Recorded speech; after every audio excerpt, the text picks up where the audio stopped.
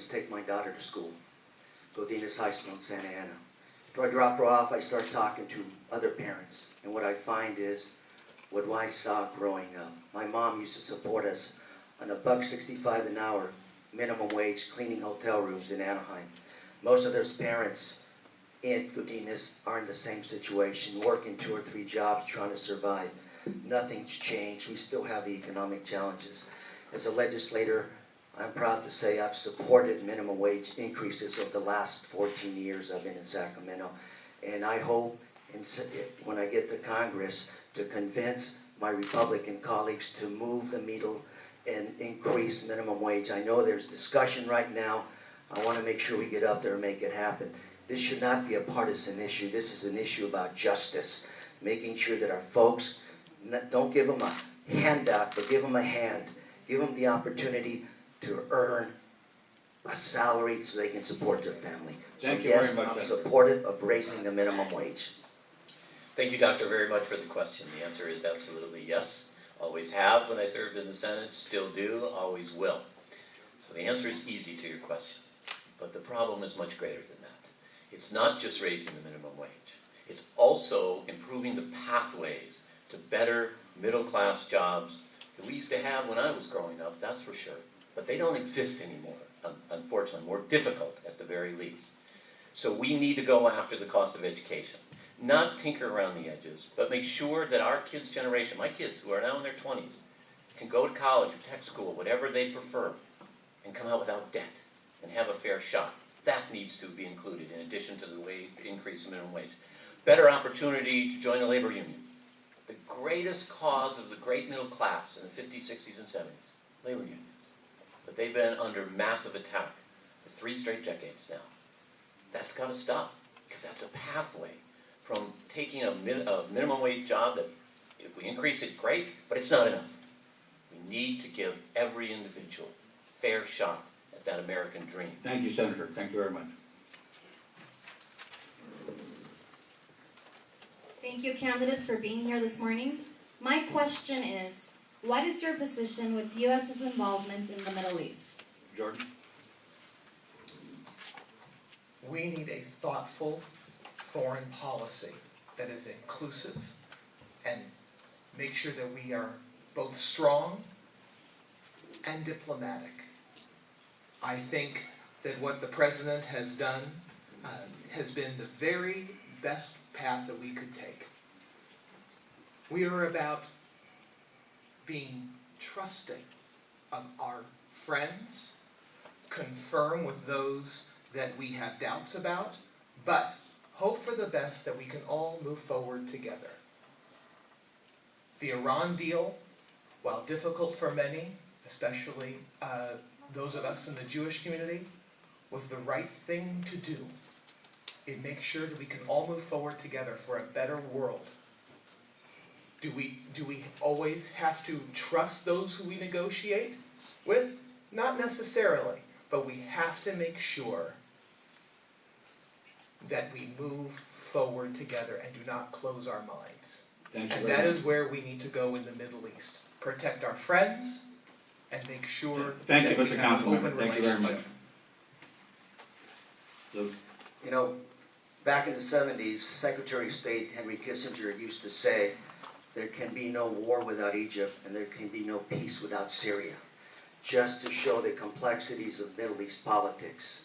In my opinion, my #1 goal as an elected congressperson, should I be elected, is to keep our boys and girls out of harm's way. We cannot be in these conflicts where we continue to shed American lives. At the same time, we must remain strong as a military force because threats to our country, to our national security remain. We must stand with our friends with Israel and some of our other allies in the Middle East, but we have to make sure that we keep our men and women in uniform out of harm's way. Thank you. Thank you, Karina. Great question. The Middle East is a very complicated place. Always has been, still is, probably always will be. But I think the simple statement that was given by one of our previous presidents many, many, many decades ago, speak softly, but carry a big stick. That's where we are respected. when we have that approach. Lou's right.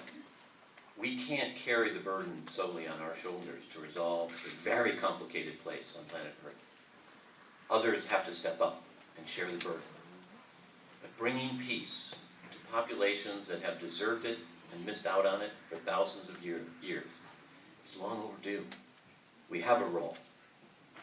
But I agree, putting our armed forces personnel in harm's way only when absolutely necessary, and best if we do it with our partners together around the world and the community of nations to solve what is a deeply complicated problem. Ms. Onofre, as a refugee from the Vietnam War, like many Vietnamese American families and Arab American families here in the United States, we understand the cost of war and armed conflict. Diplomacy is the answer and is the key. With regard to Israel, our strongest ally in the region, I support a two-state solution, and for us to lead in diplomacy, that's what we need to do. The human cost, as we've seen in images of children upon the shores of Europe, have been going on not just recently. This is a global issue, and we must solve it by understanding the issues on both sides and avoiding the human cost at all costs possible.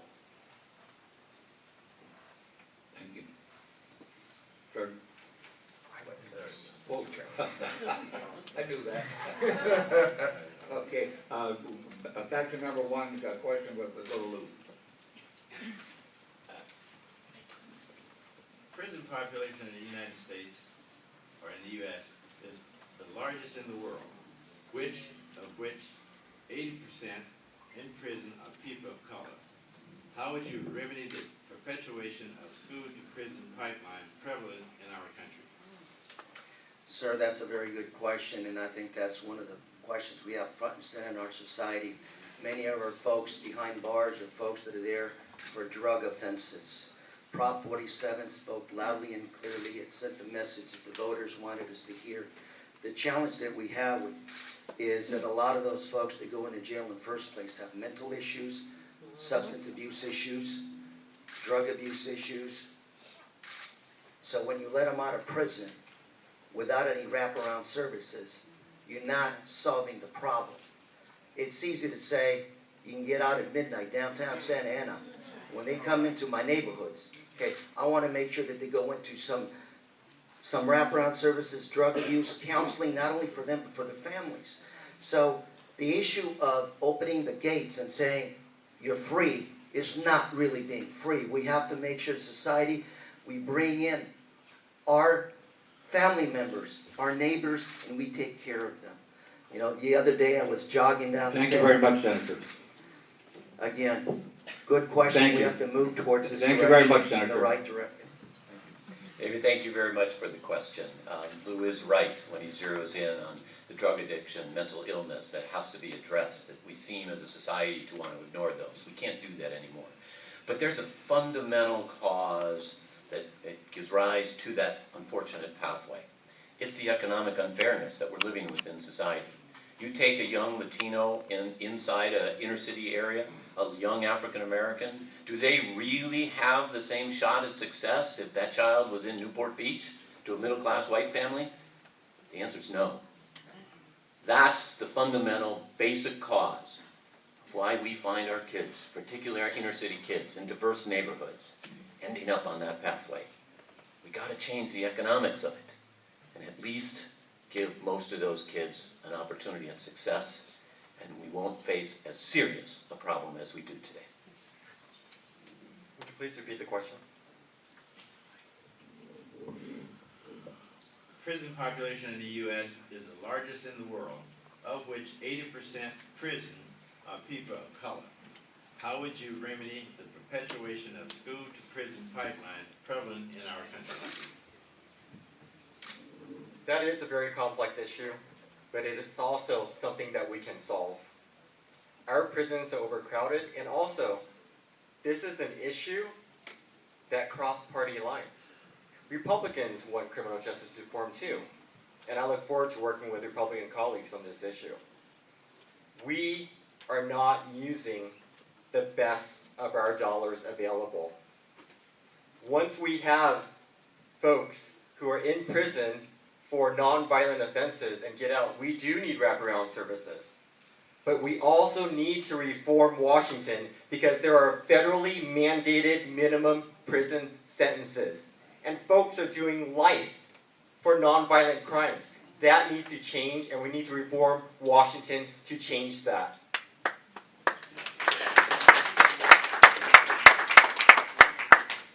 We absolutely need to reform the mandatory minimums standards at the federal level. They are unjust, and I'm very proud of the direction that we in California have been going in making sure that those nonviolent offenders who are suffering from incredible mental illness and substance problems get the treatment that they need and are not punitively incarcerated for longer than they should be because they need treatment. But what you said, sir, is what it's all about. It starts in the classroom, in the schools. We, as a federal government, need to lift the tide. We need to start investing in our classrooms the way we promised in 1965. And that is my priority. We need to increase the school year. We need to give our teachers and our school employees the resources they need so that all of our students can be successful and keep those who are most in need out of prison. Came in right at the 1 minute mark, perfect. I always try, Ray. Question. If elected, what strategies would you propose or regulatory measures would you support to avoid another bank bailout crisis from occurring? Sandy, thank you very much. I learned a lot of lessons from many of you. You remember this back in the early 2000s when I led the investigation against Enron. Folks wondered what that was all about.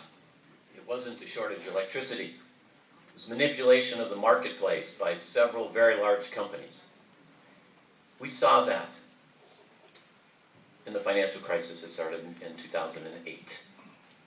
The changes that have to be made are changes to our basic laws that have been repealed in the past 30 years by conservative mindset in Washington, D.C. that gave rise to the financial crisis of 2008. So we have to go back and put those firewalls between the investor class and the auditing class. You can't put them under the same roof. Bad things happened, as bad things did. I learned a hard lesson in investigating Enron for 3 years, and we brought them down. The fact of the matter is, what's happened since the investigation of 2008, they're still there, the same companies making more money than ever. Thank you, Senator. Thank you very much. That's the rules we have to change. Thank you again. That's unfair. You know, first, let's never forget about 2008. We can never again put our economy in a position where large institutions can do immeasurable harm to our country's economy. Destroy trillions in wealth and leave lives shattered.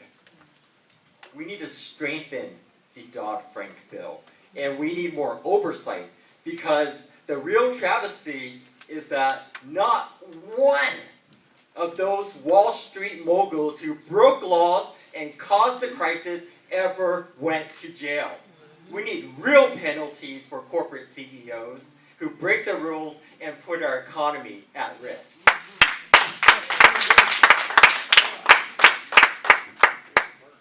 We absolutely need to keep intact the Dodd-Frank reforms that were made in the Congress of 2009 and 2010. Nothing is more important in the financial system right now than ensuring basic fairness.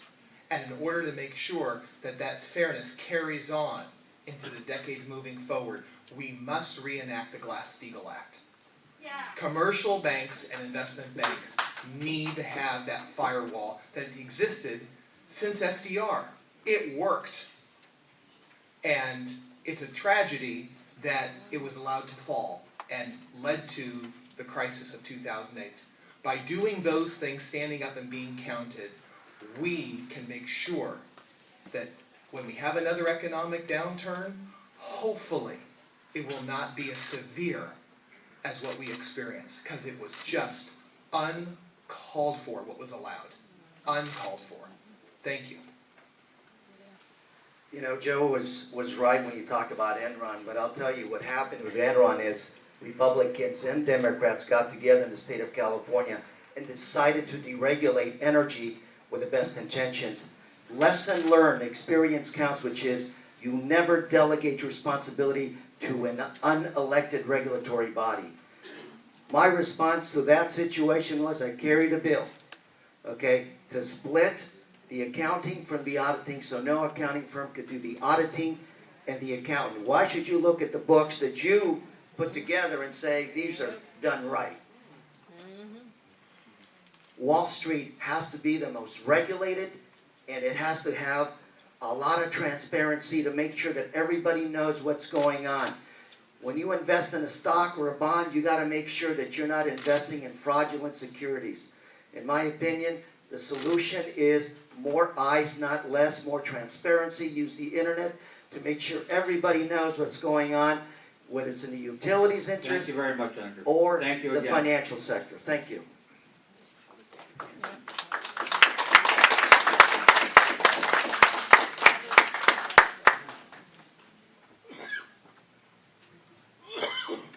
Are you in favor of fair trade, and what would you do to keep jobs in the United States?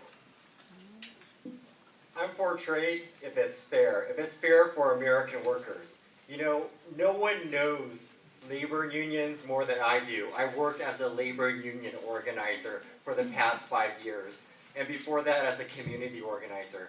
We need to strengthen our unions and not attack them.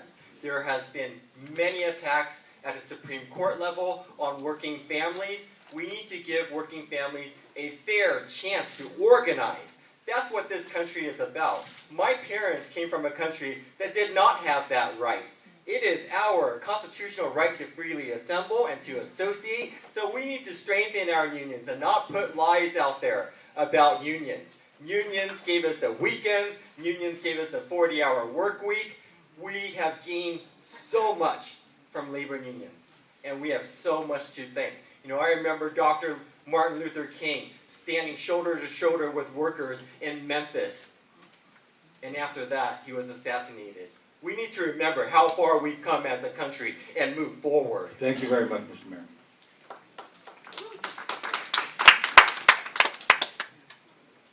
I'm in favor of fair trade as long as it's fair. And I say fair twice, because what is currently being negotiated is not fair. And our leading Democratic presidential candidate, Hillary Rodham Clinton, said that. Free trade is good, so long as it's fair, and that it meets the standard that will make all of us proud. We can achieve that. We have before, we can again. But we have to be assertive with our allies in making sure that America doesn't get the short end of the stick. In Anaheim, I have a record of expanding economic opportunity, growing those labor roles with good, high-quality jobs. And that is what I can take to Washington as your congressman. Okay, David? Oh, Kareem, I'm sorry. Right, not quite. You forgot me. And me. You. Okay. That was intentional. Dr. Can we Burns, write our own I'm question? glad you used the word fair trade. Fair trade for workers, fair trade for American businesses, fair trade, American standards, those standards that U.S. businesses are held accountable to should also be applied on a global basis. Look at NAFTA. Okay. 20th anniversary of NAFTA. There were 3 challenges with NAFTA that were left